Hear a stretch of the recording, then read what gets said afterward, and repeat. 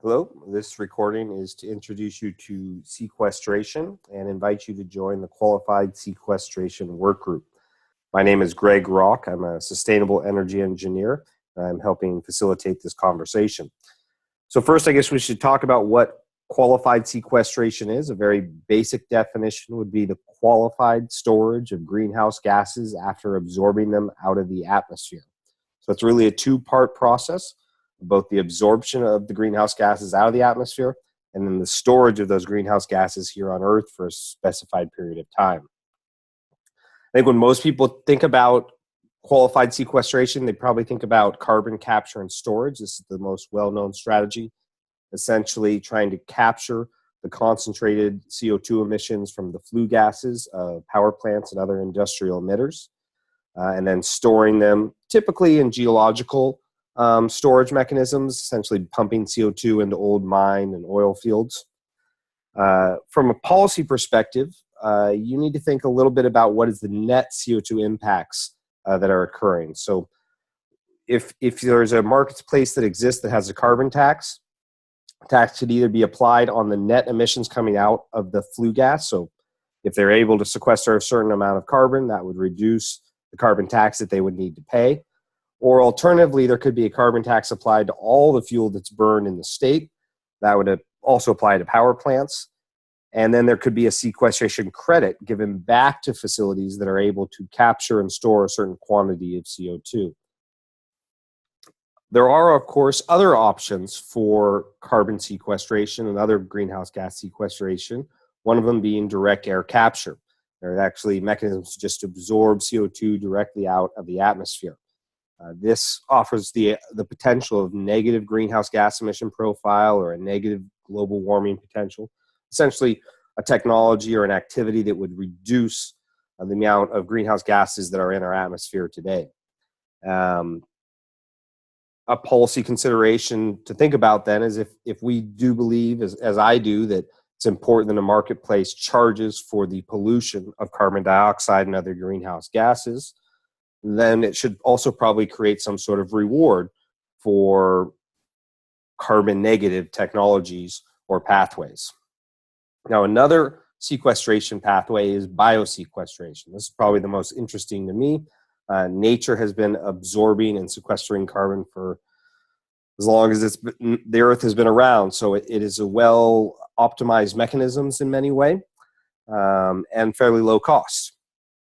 And essentially, we all know plants absorb CO2, but they also respirate CO2. But a living plant is absorbing more CO2 per year than it is respirating.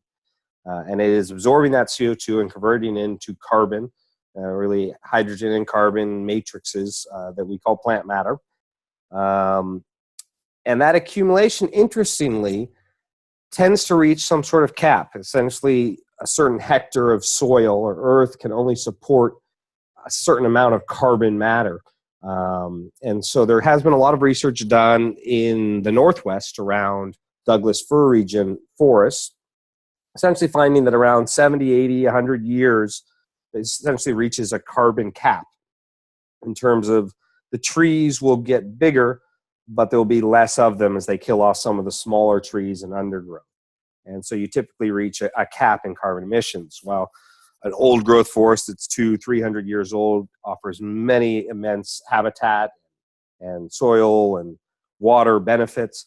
From a carbon absorption perspective, you probably want to be working a forest turnover in less than 100 years in order to maximize the carbon absorption occurring on a hectare of land.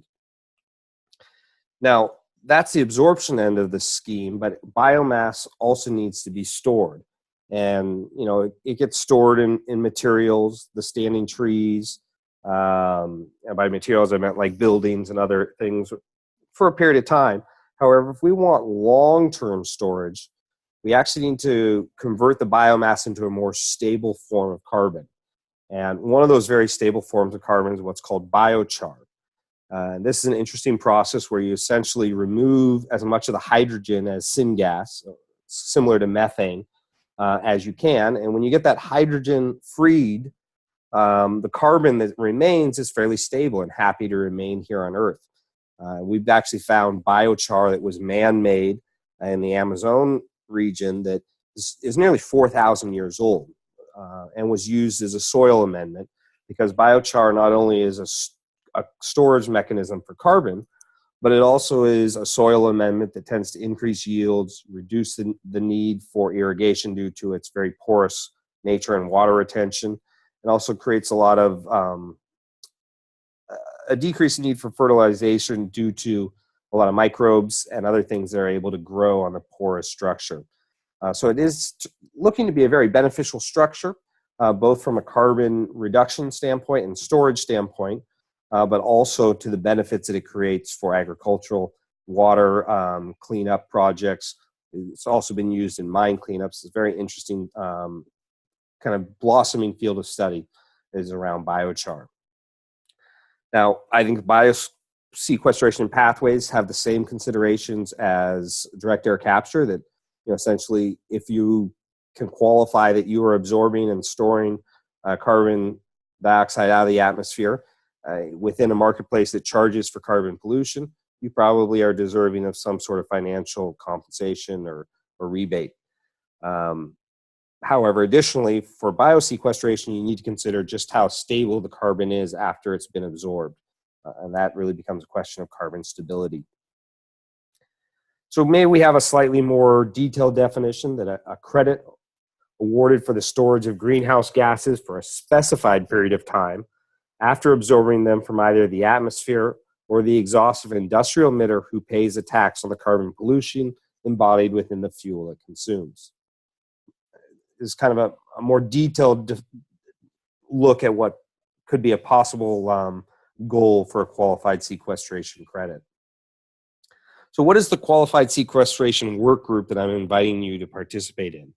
Well, this is a growing work group of about a little over 40 scientists, technologists, and policy specialists, which are looking at, what is the science behind this topic of sequestration, the opportunity, and if there is real opportunity, what is some of the policy languages that could be needed to support it. It's largely a virtual work group, meaning that we do have participants from all over the country, and it's largely communication via email, live Google documents, and Dropbox, as well as some video conferences. And the group is organized in basically two different levels of participation. There's high-level tracking, people who are interested or have expertise to offer specifically around policy, technology, or scientists. And then there are the more active work groups. These are the people who are actually digging into some of the more intriguing and important topics in more detail. So we have work groups on various topics that are looking at the different aspects of the issues of qualified sequestration. So you can participate in either levels that you have interest in. If you do join the work group, main form of communication is via a number of different email lists. So for example, if you join the feedstock work group, you can send an email to qs_feedstock@wigiomail.com, and all the members of that work group would receive it.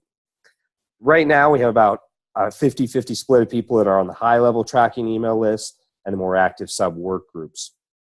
We're currently editing 3 live edit Google documents, which allows everyone to modify and expand on the documents at the same period of time. And we're using the Dropbox as our primary storage. And we have had a number of submissions, a little over 50 technical documents submitted by different experts as recommended reading. Those have been organized by either technical documents by who submitted them. I've also organized them somewhat by topic. So there's some good resources within the Dropbox if you get access to that. And of course, we do some video conferencing as needed. So I do hope you consider joining the Qualified Sequestration Work Group. We can always use more input from people who are just interested in this topic, want to learn more, who have specific expertise to offer. If you'd like to join, please send me an email at gregwrock@gmail.com with some sort of subject along the lines of I want to join the work group, and I'll provide you with more instructions from there. So finally, I'll just close with a few slides describing the different sub-work groups for people who have interest in those sub-work groups.